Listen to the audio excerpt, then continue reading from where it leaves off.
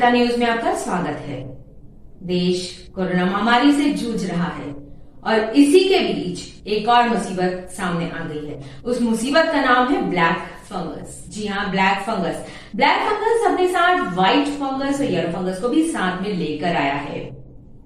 तो इसी के चलते आज इस विशेष कार्यक्रम में अमृता न्यूज अपने दर्शकों के लिए लेकर आया है ब्लैक फंगस के ऊपर चर्चा। इस चर्चा में हम जानेंगे कि ब्लैक फंगस क्या होता है, साथ ही क्या सावधानियां रखनी चाहिए और इसके लिए क्या उपाय हैं।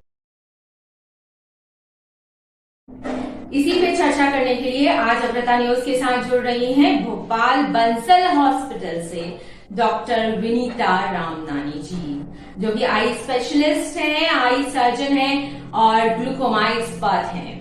तो चलिए आज इनसे सबसे पहले ये जानते हैं कि इस ब्लैक फंगस बीमारी का इनका क्या अभी तक का एक्सपीरियंस रहा है। मैं doctor Vinita Ramnani, eye surgeon, Bansal hospital Shahpura में हूँ, भोपाल में। और जहाँ तक मेरा एक्सपीरियंस ये फंगस को लेके हो रहा है कि हम इस बात से भयभीत नहीं हो कि ये ब्लैक है कि वाइट है कि येलो फंगस है। और ये भी मैं बता दूं क्योंकि बहुत ज़्यादा मीडिया में इसको उछाला गया है। लाखों करोड़ों लोग कोविड से परेशान हो चुके हैं, रिकवर हो चुके हैं, लेकिन जो फंगस का इन्फेक्शन है वो हमारे बहुत ही कम मरीजों में लकीली हुआ है। इसका इंसिडेंस 0.027% है, यानी कि बहुत ही कम परसेंटेज लोगों में इस फंगल इन्फेक्शन को देखा गया है।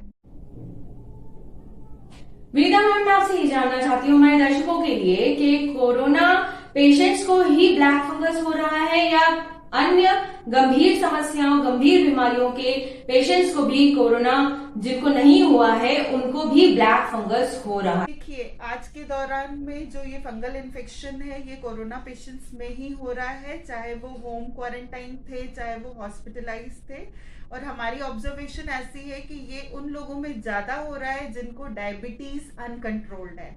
अब वो कोरोना के दौरान उनकी शुगर बढ़ी हुई है या वो पहले से ही डायबिटीज के पेशेंट हैं, या कहीं ना कहीं उनकी इम्यूनिटी कम है, क्योंकि ये जो फंगस होती है ये पहली बार नहीं हुई है, ये मानव शरीर में कभी भी आ सकती है। इसको हम लोग अपॉर्चुनिस्टिक फंगल इन्फेक्शन बोलते हैं।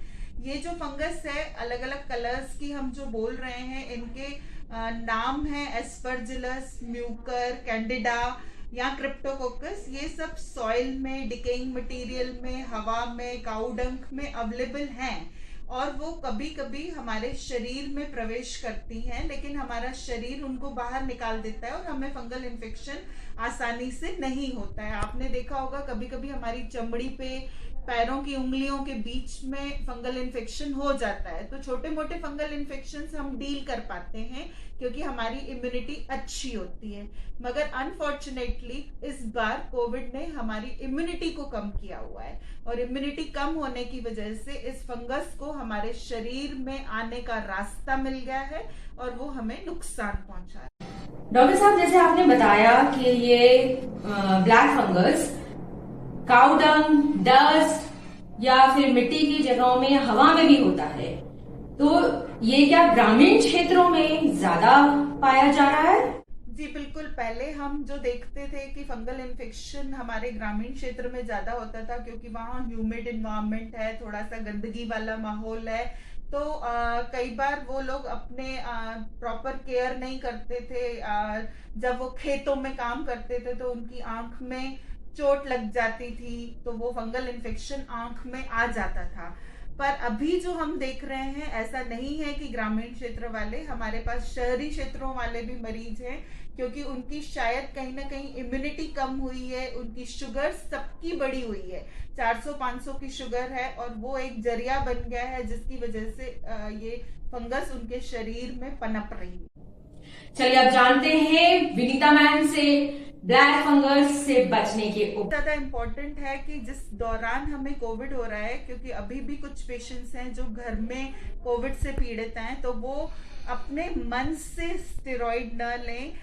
हुआ ये है कि इन दिनों कोविड बहुत ज्यादा मात्रा में हुआ, तो पेशेंट ने एक ने डॉक्टर को दिखाया और बाकी 5, 10, 15 लोगों ने वही ट्रीटमेंट कॉपी पेस्ट करके खुद के शरीर को दे दिया। तो ये जो सेल्फ मेडिकेशन हुआ है वो खतरनाक हुआ है।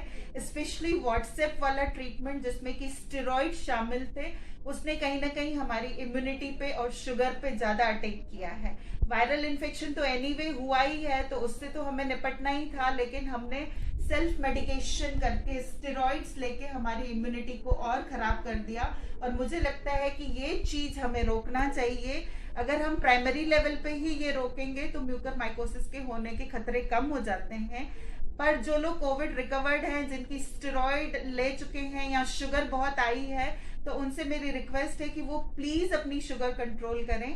और थर्ड, अगर आपको कोई अर्ली सिम्टम्स दिख रहे हैं, जैसे अगर नाक में कोई क्रस्टिंग है, सांस लेने में परेशानी है, फिर से बुखार, सर्दी, खांसी, जुकाम आ रहा है, आप रिकवर हो चुके हैं पर फिर भी आपको कहीं ना कहीं सर में दर्द है, आंख में दर्द है, तो प्लीज आप इग्नोर न करें। डॉक्टर विनीता, आप अग्रता न्यूज के दर्शकों के लिए कोई संदेश देना चाहती हैं इस ब्लैक फंगस से बचने के लिए, सावधानियों को रखने के लिए? तो प्लीज हमारे दर्शकों को अपने संदेश के द्वारा जागरूक करिए। बिल्कुल, जो डर है उसकी वजह से हमारी कहीं ना कहीं इम्यूनिटी कम हो रही है और डर के मारे हम रात की नींद नहीं ले पा रहे हैं, प्रॉपर डाइट नहीं ले पा रहे हैं। कुछ लोग सोच विचार कर रहे हैं कि हमें फंगस हो जाएगा तो हम क्या करेंगे। तो प्लीज आप डरे नहीं। अगर आपको कुछ डाउट है तो बेटर है कि आप आई सर्जन को दिखा के अपने डाउट्स क्लियर करें, न कि टेंशन पालें। तो ये थी डॉक्टर विनीता, जिनसे हमने आज ब्लैक फंगस के बारे में जाना। डॉक्टर विनीता मैम, आपका बहुत बहुत धन्यवाद जो अग्रता न्यूज में आपने इतना अपना कीमती समय दिया। बहुत बहुत धन्यवाद मैम। दर्शकों, मेरा भी आपसे यही कहना है, नियमों का पालन करें, घर में रहें, मास्क पहने, सुरक्षित रहें, खुश रहें। साथ ही अगर आपको वीडियो पसंद आया है, हमारा ये कार्यक्रम पसंद आया है, जानकारियां पसंद आई हैं, तो चैनल को सब्सक्राइब, लाइक, शेयर जरूर करें।